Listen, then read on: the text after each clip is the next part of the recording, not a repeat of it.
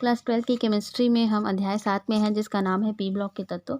और P block के तत्व में हम 17वें समूह को पढ़ रहे थे, जिसमें एक टॉपिक हमारा छूटा हुआ था, हाइड्रोक्लोरिक अम्ल बनाने वाला। ठीक है, तो आज हम इसको कंप्लीट करेंगे और इसके साथ साथ आज हम 18वें समूह के तत्व को भी पूरा कंप्लीट करके आज इस लेसन को पूरी तरह से क्लियर करते हैं और फिर नेक्स्ट डे से हम नेक्स्ट अध्याय जो है स्टार्ट करेंगे। ठीक है, तो देखिए ये जो है क्लोरीन के यूज़ आपको याद करने हैं। ठीक है, कितने करने हैं? 3। तो कोई से भी आप 3 यूज़ कर सकते हैं।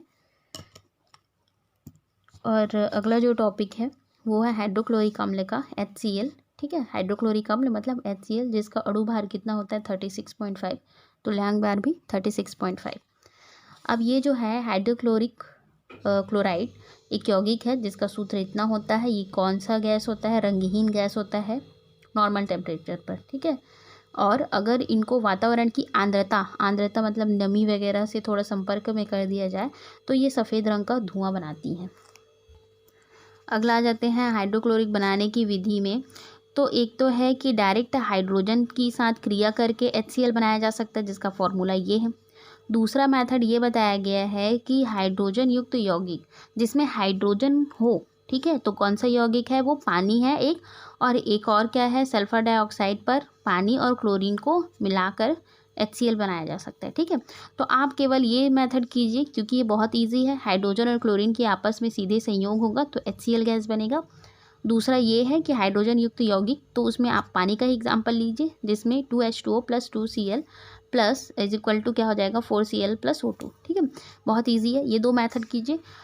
लेबोरेटरी मेथड में प्रयोगशाला विधि में क्या करना है कि NaCl को मतलब सोडियम क्लोराइड को सांद्र सल्फ्यूरिक अम्ल के साथ लेना है और उसको गर्म करना है, तो क्या बन जाता है? HCl गैस बन जाता है। ठीक है, जैसे कि यहाँ पे NaCl उसको सांद्र H2SO4 की उपस्थिति में 420 केल्विन ताप पर जब गर्म किए तो क्या बना? सोडियम हाइड्रोजन सल्फेट बना और HCl गैस बन गया। ठीक है, अब यहाँ पे सोडियम हाइड्रोजन सल्फेट जो है फिर से NaCl के साथ क्रिया करेगा, फिर से वही चीज़ बनाएगा। मतलब ये जो है HCl गैस को फिर सांद्र सल्फ्यूरिक अम्ल में प्रवाहित करके शुष्क किया जाता है। ठीक है, थोड़ा ड्राई किया जाता है।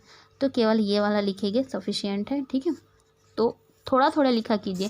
जैसे कि यहाँ पे है बनाने की विधि दी गई है, तो उसमें सिर्फ सीधे पॉइंट लिखिए कि हाइड्रोजन एवं क्लोरीन के सीधे संयोग से, फिर उसके बाद डायरेक्ट इक्वेशन को लिख लीजिए, क्योंकि ये जो है हिंदी में आप खुद भी लिख सकते हैं। ठीक है, तो इस तरह से करना है। अगला आ जाते हैं हाइड्रोक्लोरिक अम्ल के गुण के ऊपर, जिसमें फिजिकल प्रॉपर्टी है। एक तो ये रंगहीन है, दूसरा ये क्या है?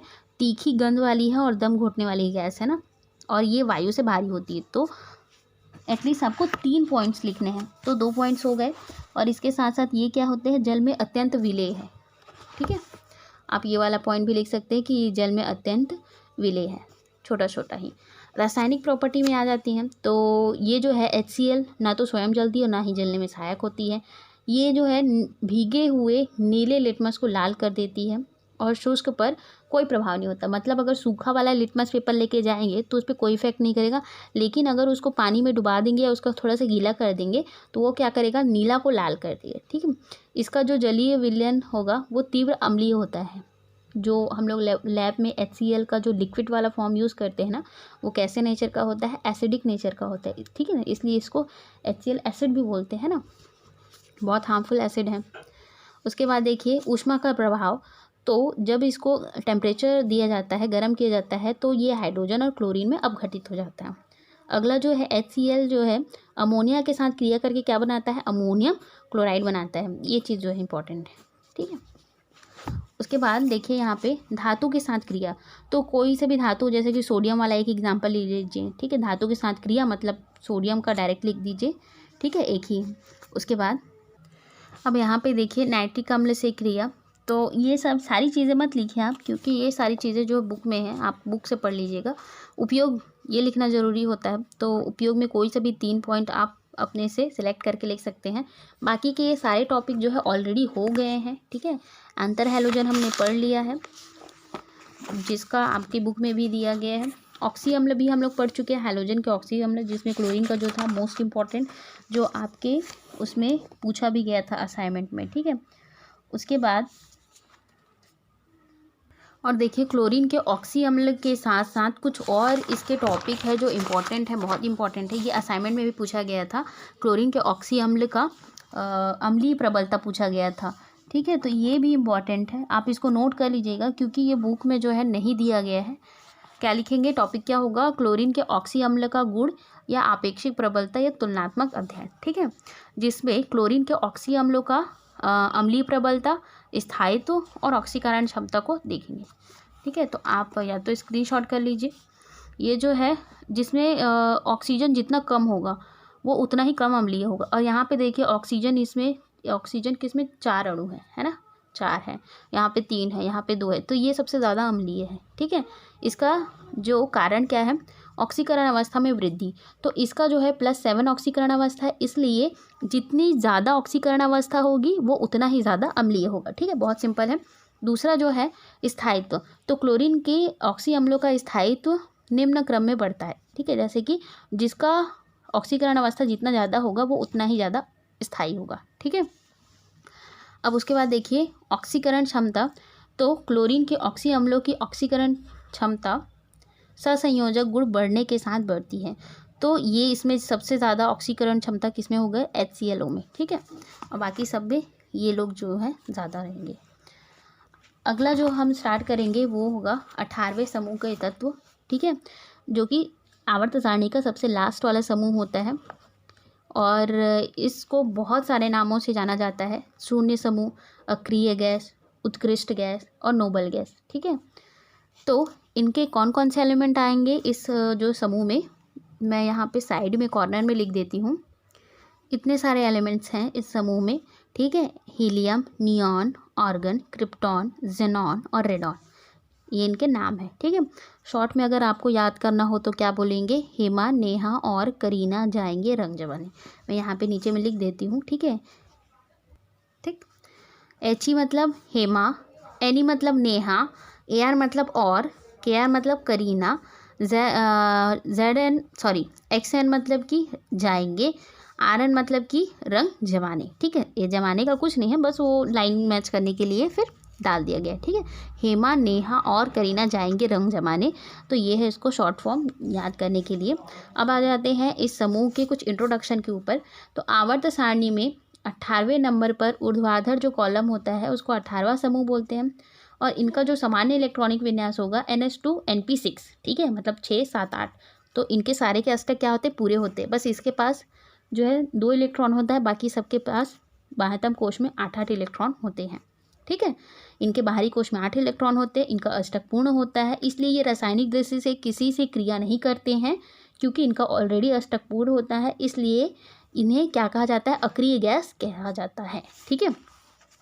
अगला एक और है विरल गैस या रेयर गैस। यहाँ पे रेयर लिखा है, ठीक है, यहाँ पे क्या लिखेंगे आप, रेयर गैस लिखेंगे, मतलब दुर्लभ गैस। वायुमंडल में इनकी मात्रा बहुत कम होती है, इसलिए इन्हें क्या बोला गया है, रेयर गैस या फिर विरल गैस भी बोला जाता है, ठीक है। तो ये सब इनके नाम हैं और इनके रीज़न बताए गए हैं कि इनको ऐसा क्यों बोला जाता है। तो हमने 2 पॉइंट्स देखे। अगला है उत्कृष्ट गैस क्यों बोला जाता है, क्योंकि ये विशेष परिस्थिति में कुछ यौगिक बनाते हैं। अब भाई हमने यहाँ पे ये बोला गया है कि इनका अष्टक पूर्ण होता है, इसलिए किसी दूसरे के साथ क्रिया नहीं कर सकते। बट कुछ कंडीशंस ऐसी होती हैं, बहुत स्पेशल कंडीशन होती हैं, जिनमें ये किसी दूसरे के साथ क्रिया करके यौगिक का निर्माण करते हैं और कुछ क्रियाशीलता होने के कारण इसलिए इन्हें क्या कहा गया, उत्कृष्ट गैस कहा जाता है, ठीक है। शून्य समूह, तो चूंकि इसके बाईं ओर प्रबल विद्युत ऋणात्मक, ठीक है, इसकी बाईं ओर, तो देखिए इसके बाईं ओर प्रबल विद्युत ऋणात्मक, मतलब इसके पहले कौन सा ग्रुप आता है, 17वां, तो वो कौन सा रहता है, विद्युत ऋणात्मक वाले हैं, ठीक है। और इनके दाईं ओर जो होगा वो कौन सा समूह होता है, विद्युत धनात्मक। हालांकि पीरियोडिक टेबल जो है 18 समूह तक ही रहता है, लेकिन अगर उसको हम फिर से उसी चीज़ को पुनरावृत्ति करें तो फिर क्या आएगा, फिर से वो S ब्लॉक वाला पहले ग्रुप से आएगा, ठीक है। 18 के बाद फिर से 1 आ जाएगा। तो इस तरह से इसकी बाईं ओर जो है प्रबल विद्युत ऋणात्मक और इसके दाईं ओर प्रबल विद्युत धनात्मक पॉजिटिव चार्ज वाले जो है समूह होते हैं। यह समूह प्रबल विद्युत ऋणात्मक और प्रबल विद्युत धनात्मक वाले समूहों को क्या काम करता है, पृथक करने का काम करता है, इसलिए इसे शून्य समूह भी कहते हैं, ठीक है। इस समूह के तत्वों का इलेक्ट्रॉनिक विन्यास यहाँ पे लिखा हुआ है, बुक में भी लिखा है। सबके आप बाहरी कोश में कितना पाएंगे, NH2 NP6, ठीक है। बस हीलियम का थोड़ा सा रहेगा, 1s2 बस रहेगा इसका इलेक्ट्रॉनिक विन्यास। तो इलेक्ट्रॉनिक विन्यास आप अपनी बुक से भी देख के लिख सकते हैं। अगला जो क्वेश्चन है, उत्कृष्ट गैसों की आयनन ऊर्जा उच्च होती है क्यों? ठीक है, इसको देखिए, ये इंपॉर्टेंट क्वेश्चन है।